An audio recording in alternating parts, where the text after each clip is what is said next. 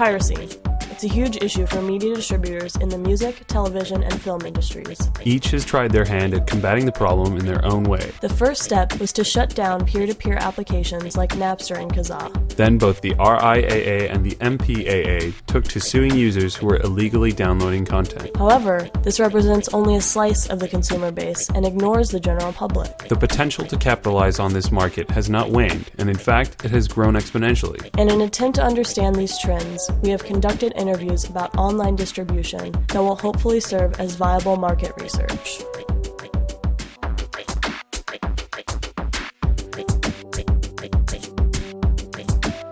Under the definition that is widely known, I am totally a pirate.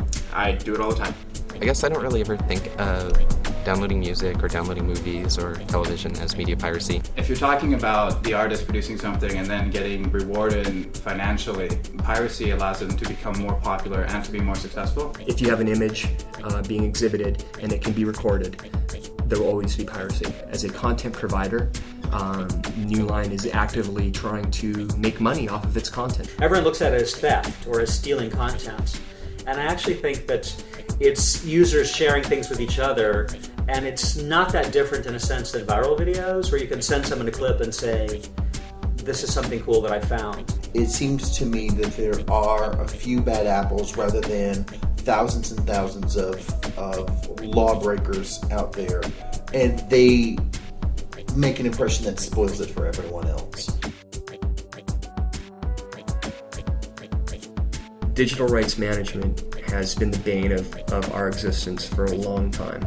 I don't really understand the point in a massive investment that can be broken within hours. LPs didn't have DRM. Super 8 movies that I bought when I was a little kid didn't have DRM. Cassettes didn't have DRM. If you want to build up a lot more resentment towards media companies, then keep going with the DRM.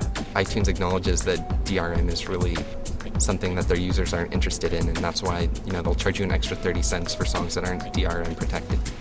They're really just blocking the average user, and I would say that I'm the average user. Sometimes I don't know what to do, but there's always ways around it.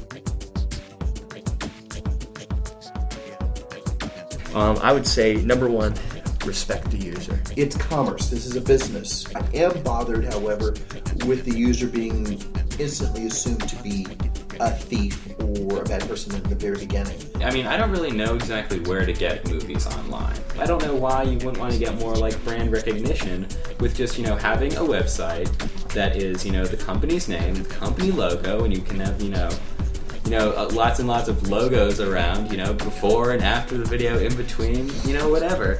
I think there's lots of ways that people like the record companies could be making money off of torrenting sites, and I think it's kind of frustrating that instead of trying to figure out ways to make money and spending money on that, they're spending money on suing people to try and maintain a system that's dying.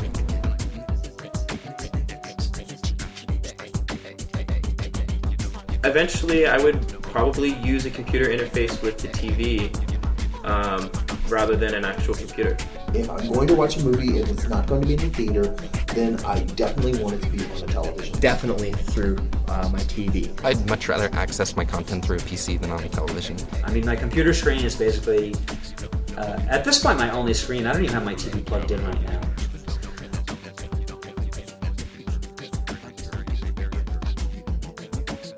Yeah, I would be totally willing to join an online distribution service. Absolutely. It depends on the cost, which has to be realistic. If you want to download a movie, you click. They might say yes or no, $5, $10 will be billed to your account, yes. And then it immediately syncs up with the application that downloads it, and it starts downloading. You don't really have to worry about it until it's done. That would be really awesome. If there were a system that is very similar to Netflix, but it was not having discs come to my house, it was an online system, I could be convinced to do that. If I could get pay-per-view and have the movie that I just paid $5 for save on some kind of VCR TiVo hard drive, I think that would be probably the greatest competition for Netflix. We're in danger of slipping into more of a second or third world bandwidth situation. A state like California, which is the world's fifth largest economy, that's pretty embarrassing. The internet really has a window of opportunity to put lots of stuff on HD and release it very quickly. HD DVDs exist, but not if everything, and certainly like not every retailer even has them.